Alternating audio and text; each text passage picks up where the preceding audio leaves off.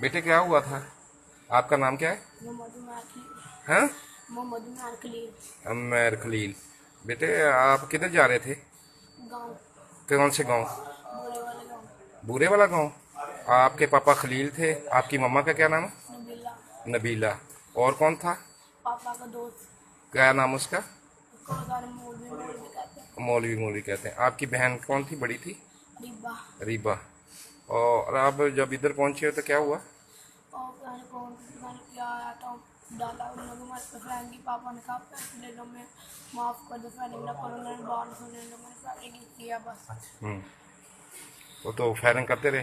फिर बाद में हम बच गए, जो भी मर गए उनको गाड़ी में रख दिया। हमें उठा के वो पहले पता नहीं कहाँ ले गए, फिर वापस ला के पेट्रोल पंप पे आ गए ना, हमें छोड़ के चले गए। फिर वो सारे आदमी आके मैं देख देख के कह, एक आदमी ना, वो आदमी कहता मैं आपके घर छोड़ने लगा। उन्हें भी बाइक पे बढ़ाया, तो पीछे से ये उठा के फिर ले आए, फिर यहाँ हॉस्पिटल ले आए। चलो अल्लाह ताला तुम्हारा। तो उधर कौन कौन मारा गया था? पापा मम्मा, मेरी बड़ी बहन और मेरे पापा के दोस्त। तो बुरे वाले क्या करने जा रहे थे? चाचू की शादी थी।